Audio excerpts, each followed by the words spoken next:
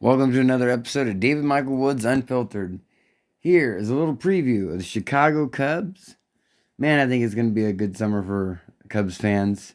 I think they built a really good ball team. I'm loving seeing Cody Bellinger back. Here we But go. they played their way into contention. They were buyers at the deadline when so many people thought they would be sellers. They added pieces, but their September slide, cost them a postseason spot and also cost their manager, David Ross, his job. So now it's a new era of Cubs baseball. Here to talk about it, it's Greg Amsinger with former Cub, Alex Avila. When you play for so many teams, you're a former Cub. Appreciate it. Manager, Craig Counsell now is the guy of the Chicago Cubs. What do you think his impact will be?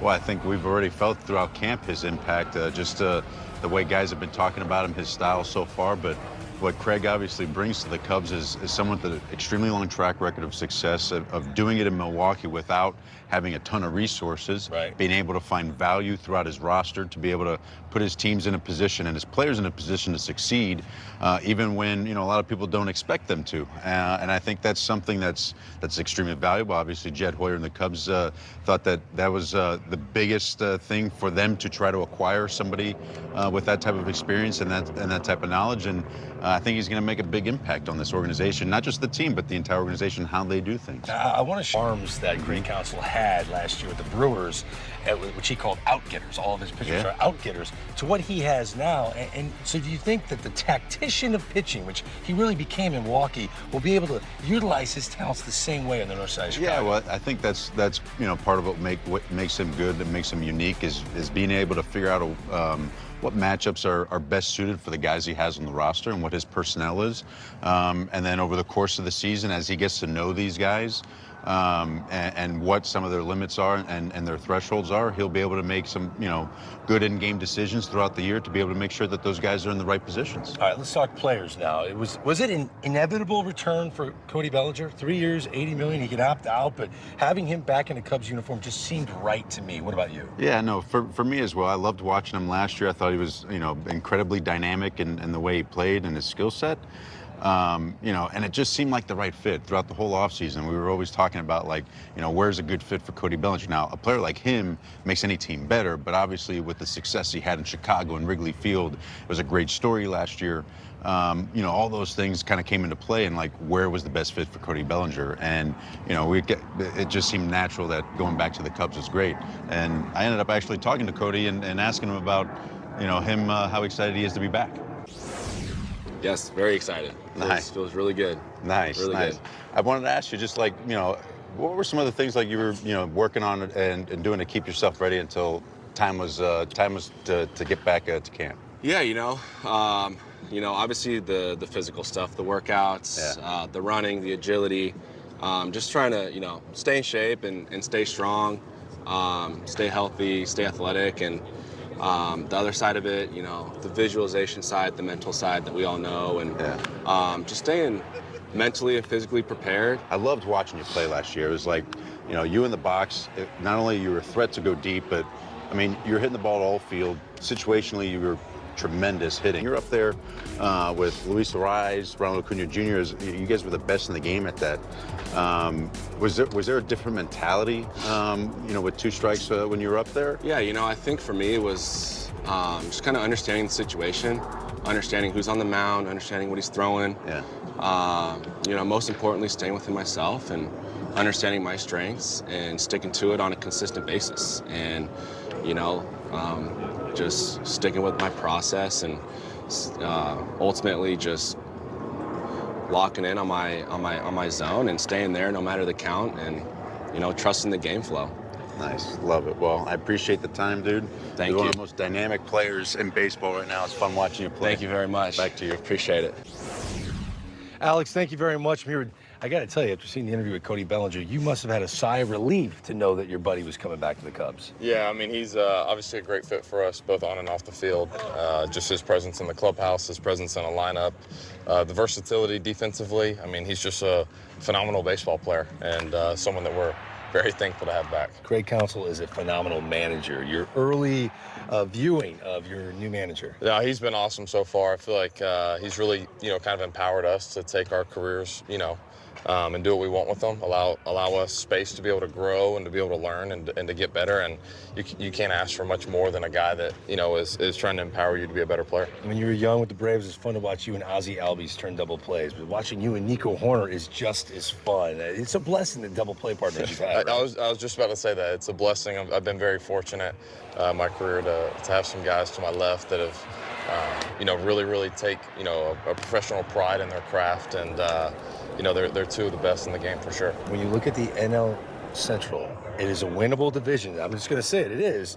The Chicago Cubs will win the NL Central if what happens? We stick to our identity. We stick true to who we are. I feel like last year was such a good learning experience for us. Just some of the good months we had, some of the bad months, the way we finished.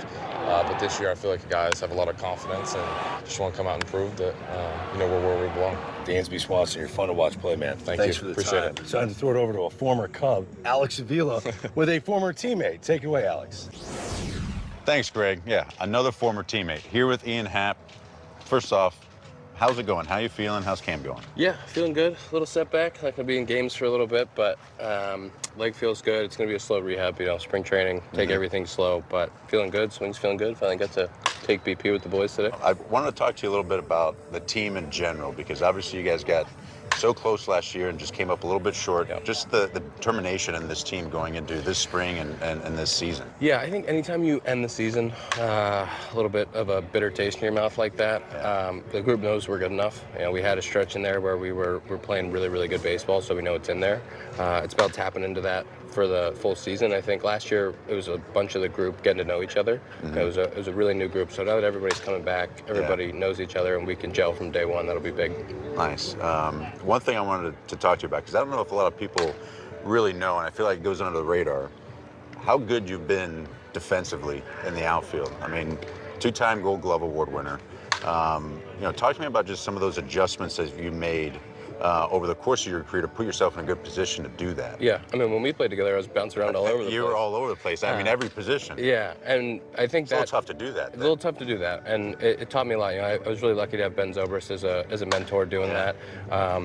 And really bounced around trying to be the best I could everywhere. And then finally I got to settle into the left and kind of find a home out there and learn the position kind of frontwards and backwards and figure out, how I can do that at the highest level. And so the last 2 years being able to go out there every day, know I'm going to be out there, understand the way that Wrigley is, the way the balls are flying, the way the wind works, like all those little things that go into it.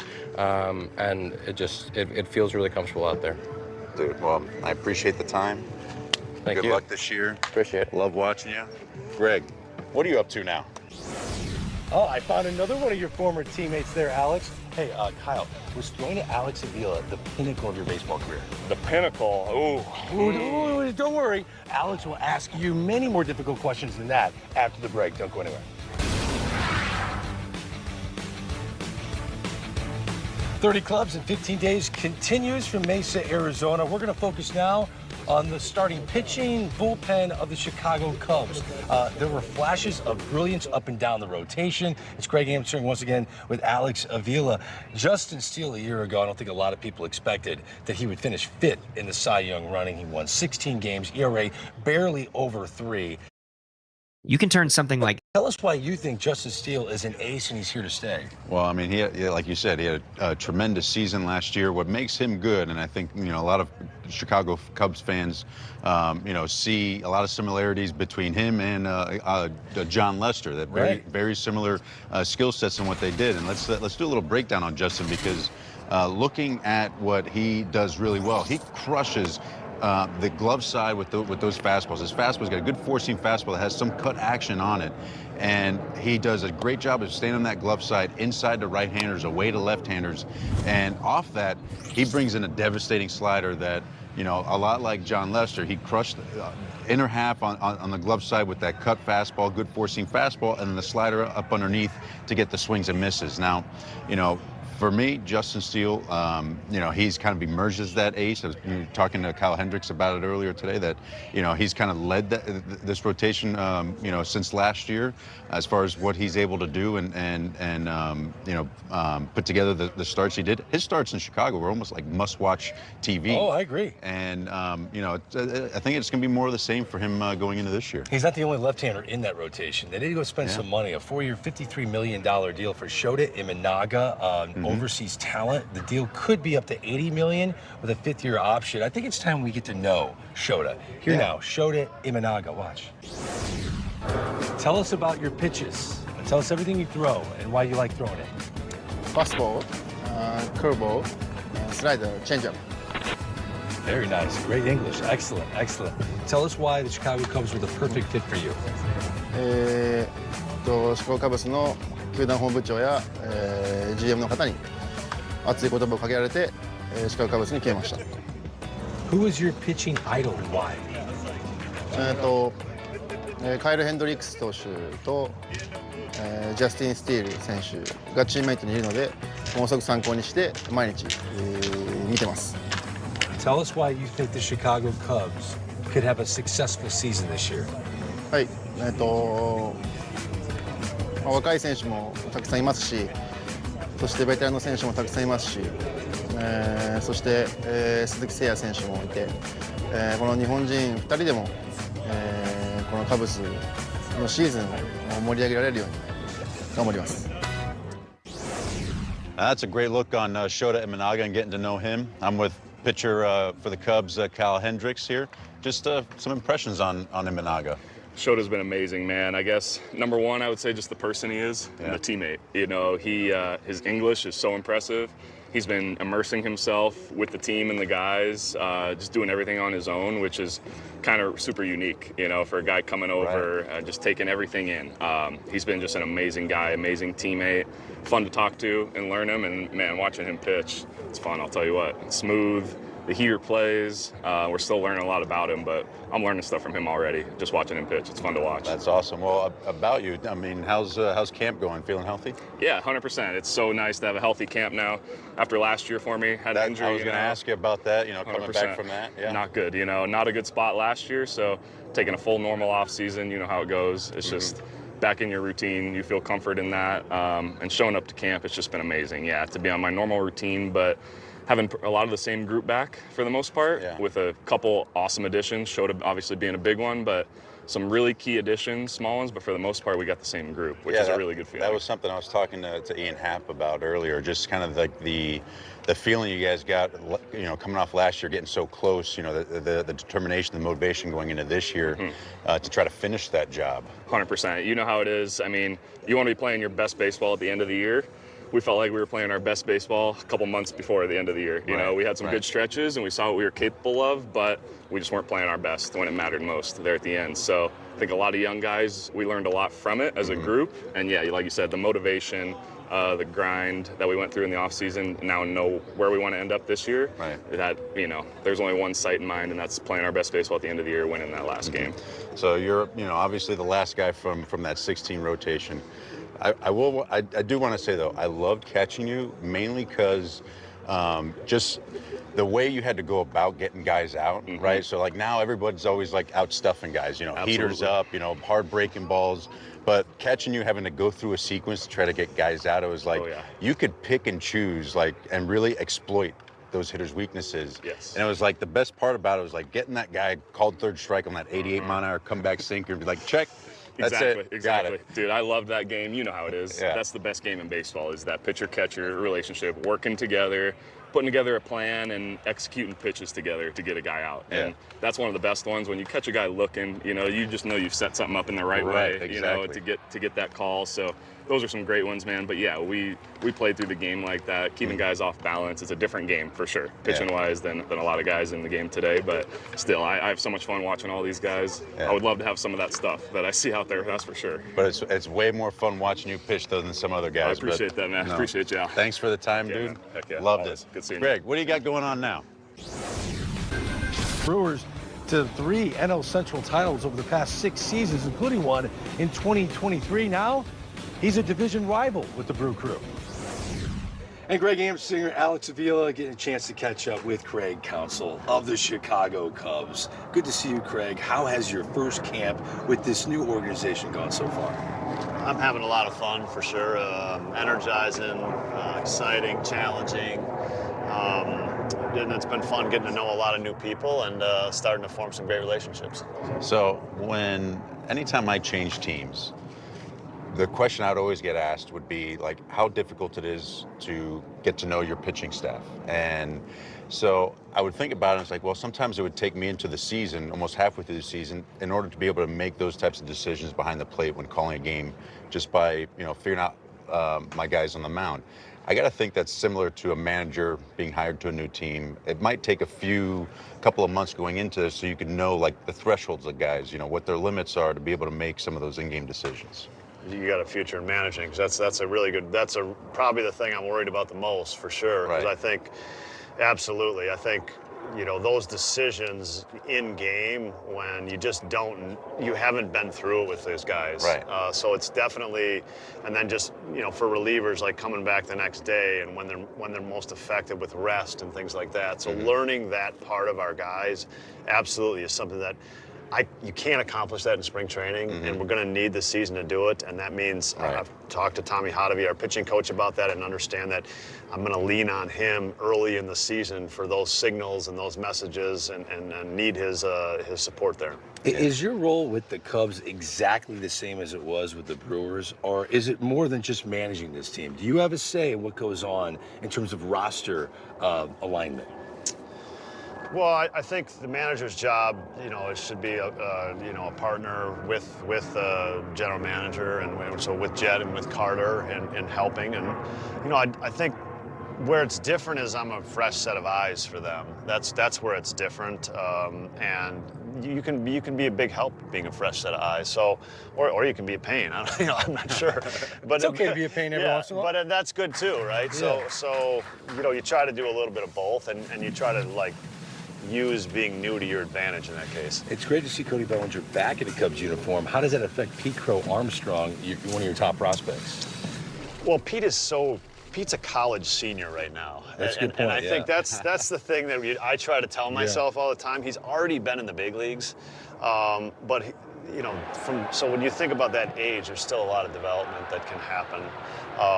And we know that Pete's going to affect the 24 Cubs. There's no question about it. We've got to make a decision at the end of spring, like if the time is right now, or at some point in the spring. But I think signing Cody kind of gives us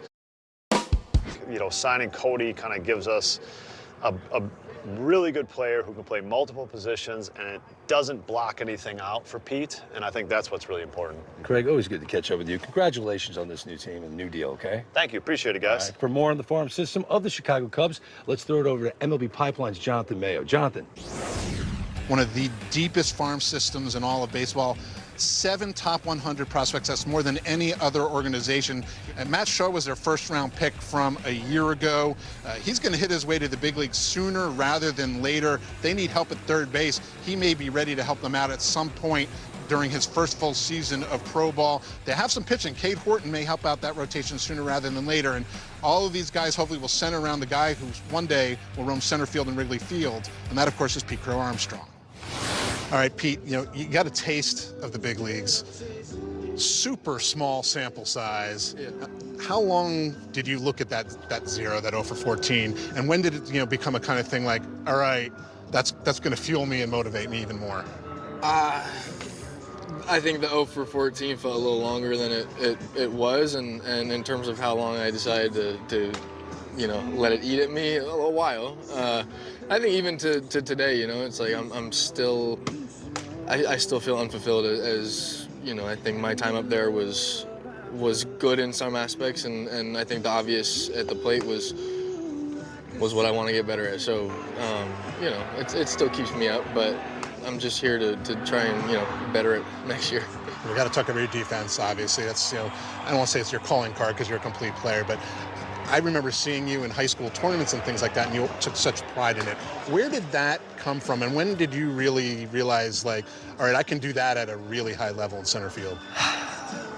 The pride in my defense stems a lot from Jared Halpert, who was my high school coach. I played club ball with him from like 11 on, and from 11 on it was dry drills, machine work, whatever it was, and he wanted you to treat it like that was what you were out there to do. And so I feel like I still take that with me into these games, because runs are important and runs are saved out there, and I think there's pride to be taken in being the last line of defense, and it's cool being a part of a good outfield. You know, I was playing next to Gold Glovers, so that's where the pride comes from. And then, you know, I think that if we're going to talk about 0 for 14, it's important to note that that's kind of what keeps me sane, and Counts is big on being able to make the next play. So that's just another focus that I'm taking into spring with me is, you know, if stuff isn't going how I want it to in the box, then I know I usually got my legs underneath me out there.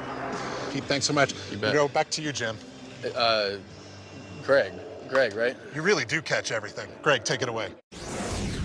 Jonathan, thanks. You know, there's 2024 predictions for the Chicago Cubs. I'm going to guess you're a bit more optimistic than I, since you're a former Always, Cub. All right. always. Well, everyone can't win a division, Alex. That's how this works. So I'm going to be very brutally honest. I think the NL Central, while it's winnable, is going to be vastly improved. Yeah, I think agree the with you there. Pirates are better. I think the Reds will be better. I think the Cardinals will be back to normal and compete for a division title. I think the Brewers take a major step back. I've got the Cubs around 500, just under 80 wins, and they're going to be in 4th place in the NL Central. I hate saying that. Wow. I expect Cody Bellinger to have a terrific season. I think Justin Steele's going to win 14 games. I just don't think they're going to win 83 again. If those guys are going to have those good seasons, I think the Cubs are going to have a good season. Now, I've got them a little bit better. Now, I do also think that this division is going to be vastly improved. It's going to be a lot closer. It's going to be a fun division to watch throughout the year, the races, because I think each team has improved so much that, you know, they're going to kind of be beating up on each other a little bit. But I have the Cubs, you know, probably battling out with the Cardinals for this division. Probably end up in second. Second place? That's a great year. Yeah, no, it is. And I think they'll be right in the mix for the playoffs. I like what the Cardinals have done, so I think that it's going to make that rivalry. It's going to bring it back a little bit. You know, with both of them kind of battling for the division. We'll be heading back to Salt River Fields at Talking Stick. This time we'll be focusing in on the Colorado Rockies the next time you see us. Thank you for watching this episode with David Michael Woods Unfiltered. Make sure you hit the subscribe button, give the video a like, and share it with a friend. Thank you and have a blessed day.